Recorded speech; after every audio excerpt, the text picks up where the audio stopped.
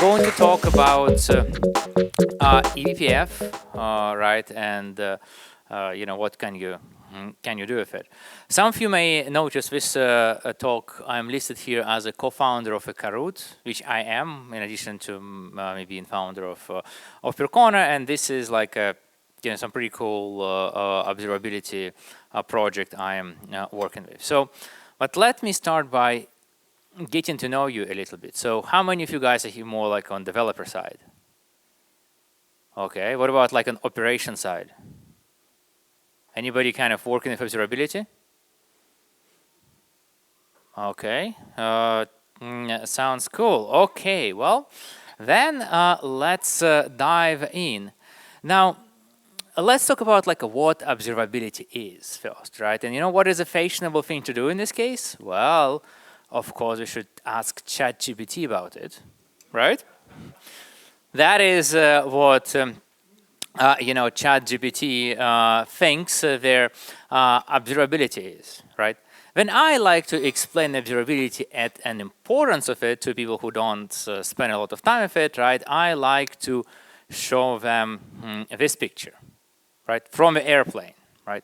And if you ever picked in the airplane, right, when you board, right, there is a lot of instruments out there, which provide people, the pilots, right, with observability, so they can see if everything in the plane is working normally, right, and if it doesn't, they have information about that promptly, right, and they can, remedy situation, right, related to that, right.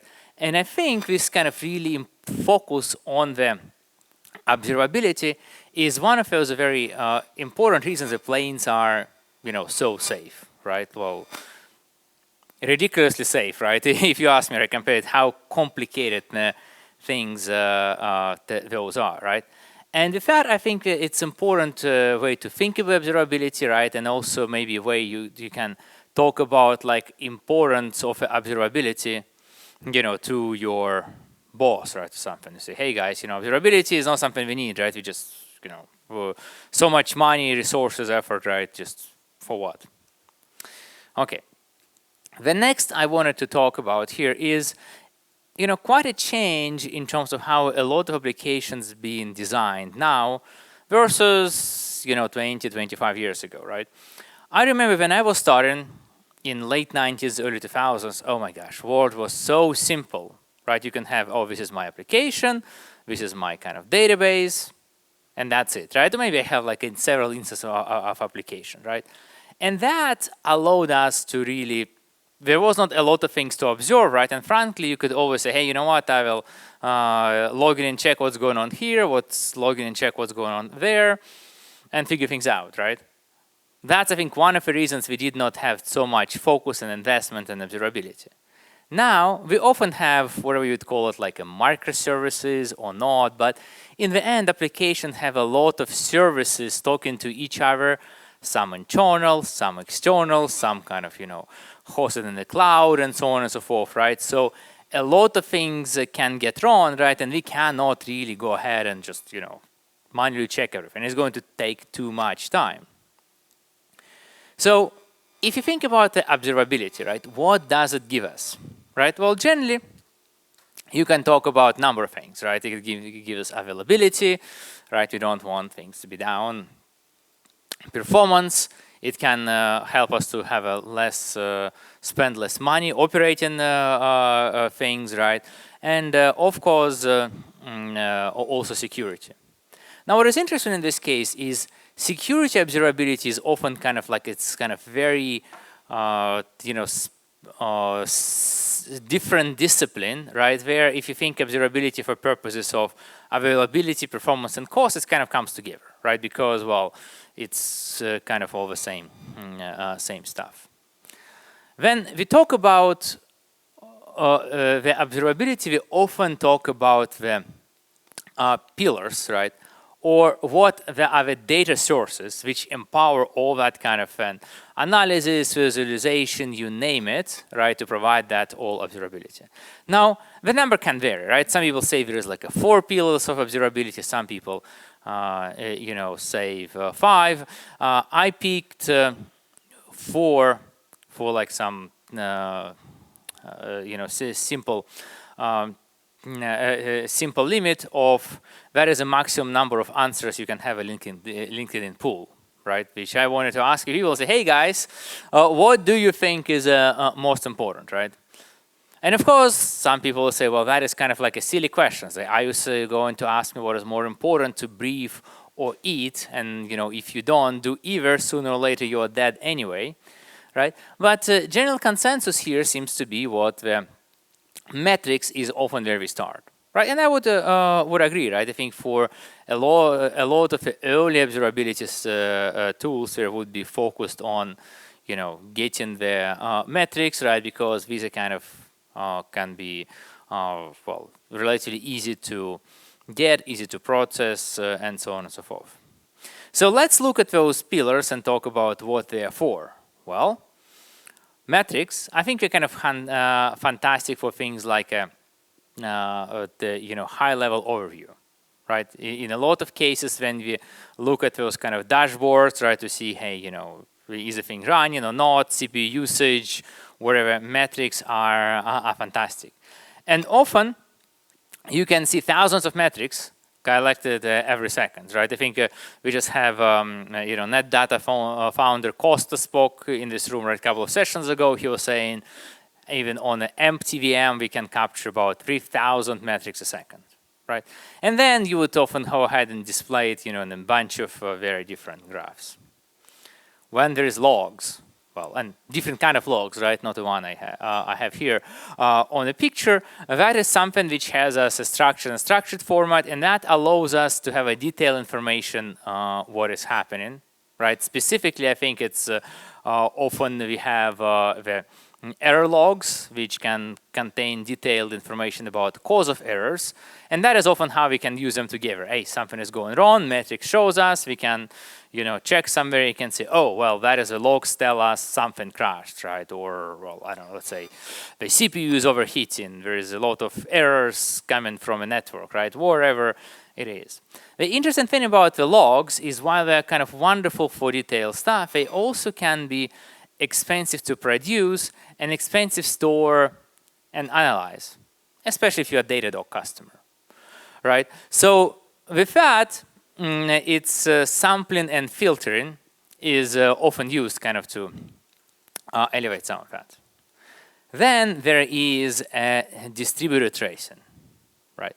And the distributed traces is wonderful because it allows us to track the request as it goes through that kind of complicated systems I showed you, right? Because logs on itself are not really kind of correlated. If you have an error here and error there, right, do we correspond to the same request or not, right? Maybe kind of you look at, well, timestamps kind of match, but it's kind of tricky. Right, with distributed tracing, we can trace requests and see what kind of happened on each involved service, each layer, right, and connect that to that. And that is great for root cause analysis, and that's also, especially if you think about, a lot of volume, that can be tough, right, to capture in compute and capture and store. Right, here is example how we can look at what distributed tracing provides, right? We can see what there are different services. We can see where we got an error. We can see what response times are. We can see how they overlap in the time because, right, if a system is designed properly, right, it may parallelize, right, and certain requests may go kind of in parallel, right? So their kind of latencies don't sum. The next one is profiling. And profiling is somewhere we can see where a CPU time of all clock time is spent.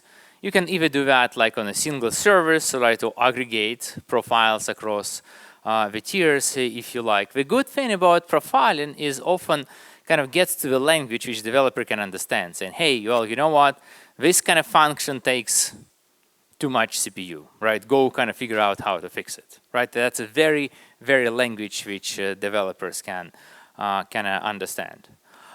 It also allows you often to, you can use it to compare things, right? To say, hey guys, here is a kind of a normal case, right? And here is, well, more let's say when I had an issue, let's compare the profiles and see, oh, in this case, for some reason, this function takes a lot more time than it should, right? Let's figure out why that is, right? In this case, well, program, language support may be needed.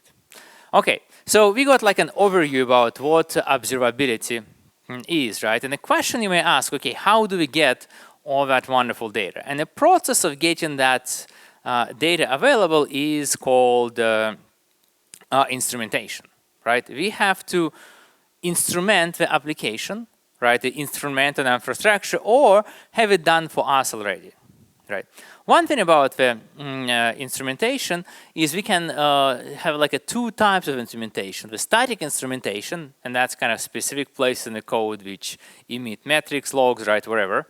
Like, for example, Linux procfs, right? It has a lot of metrics which are kind of always on, right? Or some of them are compile time enabled, right? And they're just going to be counted for you, right? But if you want to change them, add something more, well, you've got to, mess with your kernel code.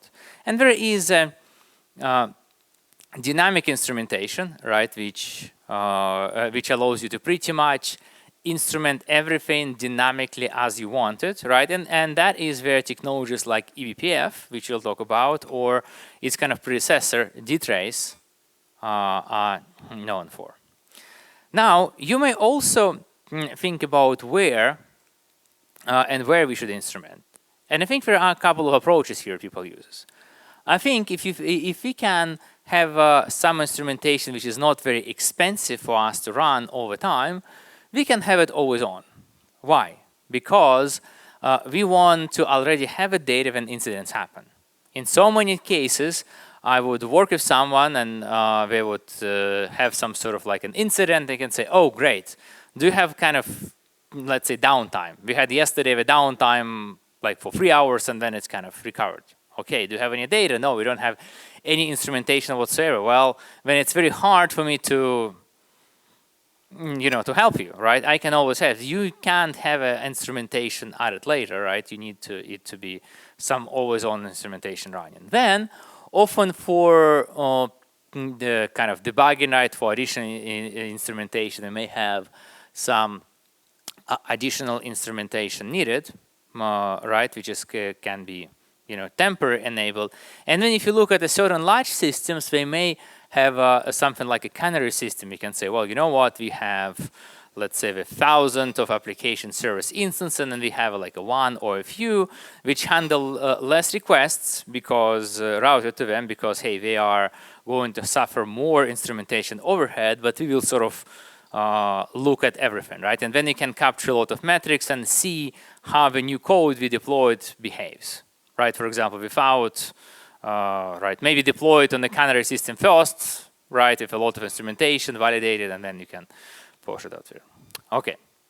So what is the problem we see with instrumentation? Well, you would find here is what better observability comes from more instrumentation, and instrumentation may be kind of hard to do, right? Especially if it requires developers to do something, because they may have some other priorities. That brings us to sort of like a Swiss cheese of observability, where certain things are observed very well, and there are some others not so much, right?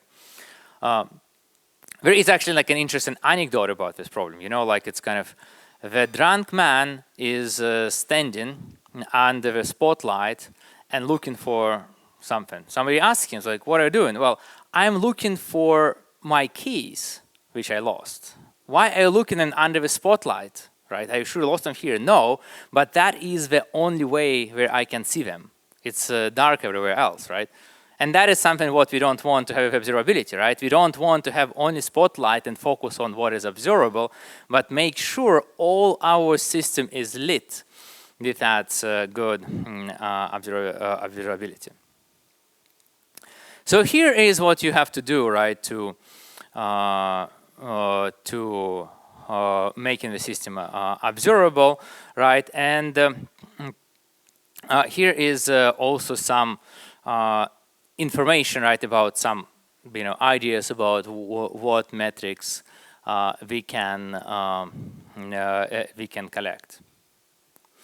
So the thing about the eBPF and why it is kind of wonderful is what that allows us really to collect all that data in minutes, right? Without needing to install any kind of complicated agent, which is kind of specific to certain tools you're running, right? To avoid exactly that switches of observability.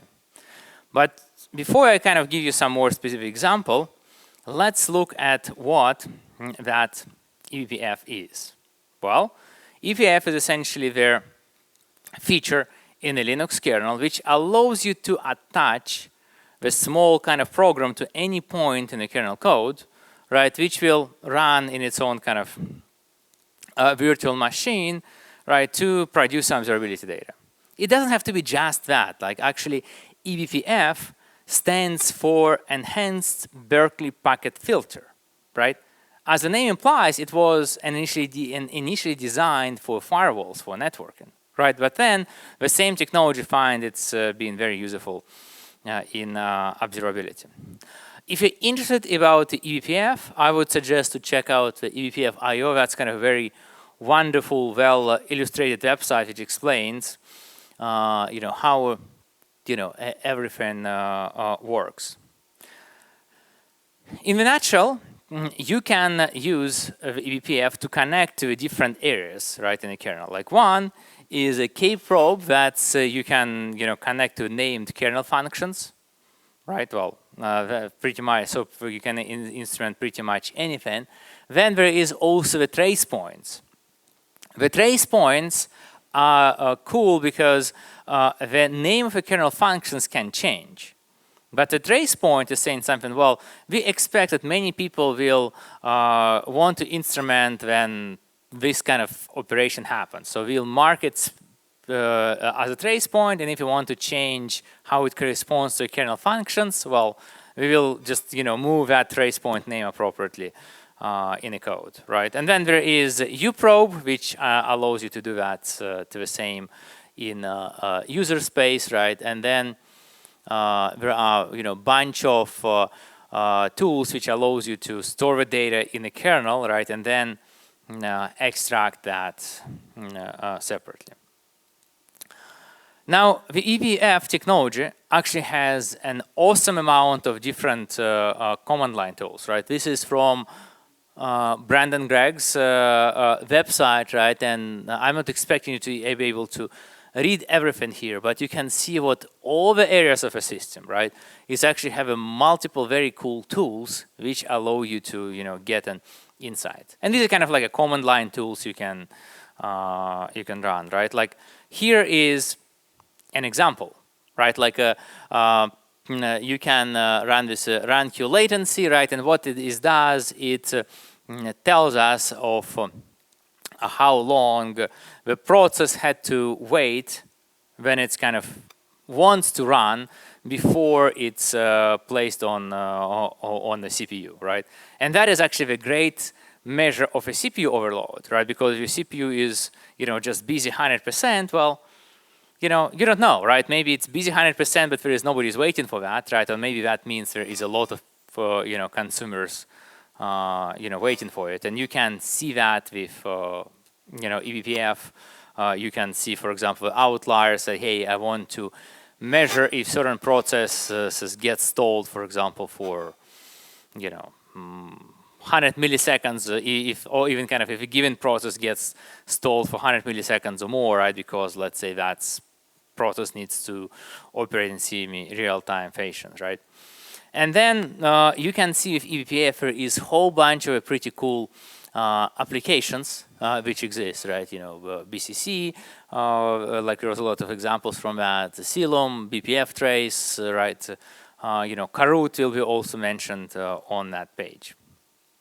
Okay, now what do we do with with Karoot in this case? Well, one thing is what the eBPF is awesome, and it kind of provides you a lot of bits and pieces of information, but often you have to figure out how to you can glue them all together, right? In some information which kind of has more meaning for developer, right? And for that we have Karoot node agent, and here is some ideas what it does or what you can, implement as well, right? If you're building your observability solution, right? We are tracking in this case their task creations, right? You kind of need to track that because a lot of other interfaces will be done using PID, right? And if you want to know, hey, what actually, for container C group process that corresponds, you need to maintain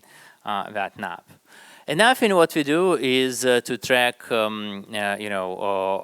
out of memory situations. Very common issue, especially in Kubernetes environments. Right? We can track that. Another very cool thing is what we can track the open calls, right? We can see what files somebody opens and writes to, right? And with that, we can automatically identify logs, right? So you can say, hey, I didn't really configure anything, and kind of Karoot automatically deployed, figure out what the logs are, because it has some heuristics for that. We can also look at number of things for TCP connections, right? Like one of the things which is kind of often impacts latency, but hard to see without eBPF, is attaching the TCP retransmits, right? Which is, added latency, obviously, right? To the specific connections and specific applications, right? You often would, see some retransmits happening, but what does that correspond to? Well, we can do it in this case. We can also connect to the syscalls for network traffic to be able to get the data, right, which is being sent through a socket, and that allows us L7 protocol analysis, right? So what that means is we can actually reverse engineer, right, what that is, and say, oh, that is, with PostgreSQL, we can identify the query. If that's HTTP, you can identify, get for this URL, right, or stuff that, right? But while some of that you can also say, hey, we can just capture network traffic, what you can do with eBPF is you can also look into SSL or TLS, right? Which is, I think, is a very important because we can see increasingly applications talking through SSL connections, even on the local network, right? If that's kind of zero trust concept, right? If saying, hey, with SSL kind of encryption becomes cheap, right? Well, with Karoot, we can intercept, not use this kind of a uprobe to catch their traffic before its encryption, right? And so provide that that analysis. Now, one of the things that you often can be concerned about reasonably is performance impact. And this is kind of important. What eBPF is designed for speed, right? And that means it's rather efficient technologies compared to many others, right? Yes, of course, right? Because it's sort of like unlimited, you can say, well, I can now connect 25 different eBPF functions for every single possible trace point in kernel. Well, of course, it would not be good, right? But in general, it is a very, very efficient. And what is a good thing also here is what it kind of separates the governance of the data in the kernel, right, versus processing that in the user space. And in kernel, you typically have like only very small data structures where data is kept. And if, if a user space program is not fast enough, kind of consuming that, let's say, there's like too many events coming through, right? Well, those ring buffer, right, and everything will be overwritten, right? And you're going to lose some events, but you are not going to, blow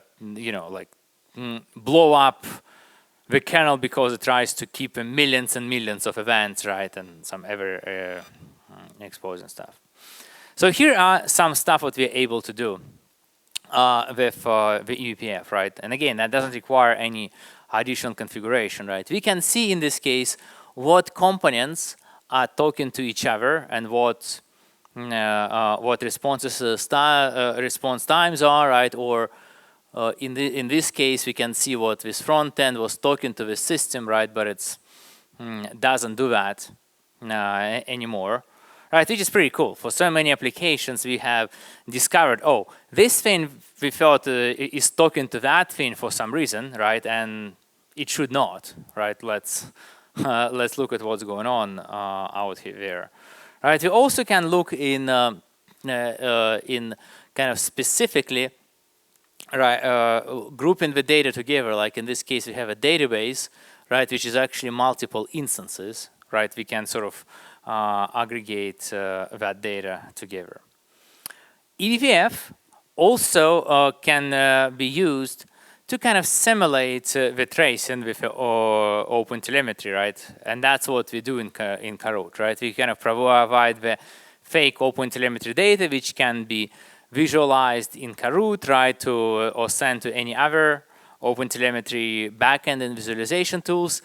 Of course, we kind of have to fake it a little bit, right, because we cannot generate the spans at this level, right, because eBPF is, well, it doesn't know relationship between different cores, but that already can be quite useful, right? Like in this case, we can see the queries which are hitting Postgres, right, their latencies, right, and we would also see if some of them terminate with errors, right? And as I mentioned, eBPF has some limitation when it comes to tracing. eBPF is also can be used to automatically provide us the CPU profiling without kind of any code changes, and it's also good enough so you can have it as an always-on profiling. You don't need to turn it on and off, right? This is kind of how it would look, right? You can see the CPU usage. Okay, we can zoom in, right, and we will see where that CPU usage comes from, which I think is pretty awesome, right? And then we also provide what I mentioned as a comparison mode, right, where we can compare. You see, there's like a little baseline here versus comparison, right? You can say, well, this stuff was kind of normal, and this is something what we don't think is normal, right? Where you can see in this case, like in red, where CPU usage has grown, right? And then in some cases, like green, the CPU has gone down. So with this structure, right, if you kind of bring it all kind of together, how we approach it here is you would have this Kahoot agent, and then you can ingest additional data which is available through open telemetry. But again, while open telemetry is wonderful, it also requires often some work to implement. And again, like some organizations have some applications which are well instrumented with open telemetry, others not at all, right? Especially if that's some, third-party applications or old applications which kind of are no more maintained, right? Then you can store it goes back to Kahoot, which uses Prometheus, right, for metric store. Anybody heard about Prometheus? Right, and then we also use the ClickHouse, which has got a very efficient data store, right, with a lot of compressions for storing all kind of other stuff. Well, with that, I wanted to say a few things. One is I think an eBPF is kind of really awesome, right? We can see some more and more observability tools coming out with it, and I think that's really allows us to get make instrumentation easier, right? Really provide solutions to people when you don't have to kind of instrument things manually, right? With rather low impact, right? And we have number of open source tools coming up, right, which should help to process, visualize, work with this data, including code which I'm working with. And that's all I have. And if you guys have any questions, or if you still have a couple of minutes left. Thank you for your presentation. Are there any questions? No questions? When you collect all that data, that's a lot of stuff. How long would you recommend to store this data for analysis? Well, I think that's that depends on your goals, right? I think what we like at least kind of couple of weeks. Often you can do like week-to-week progress comparisons, right? And this kind of stuff, right? Sometimes you want to store it for a longer period of time.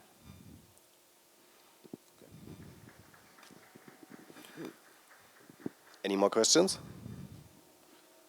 No one? Okay, so we are finished. Okay, well, thank you, Thank you, Peter. everyone, once again.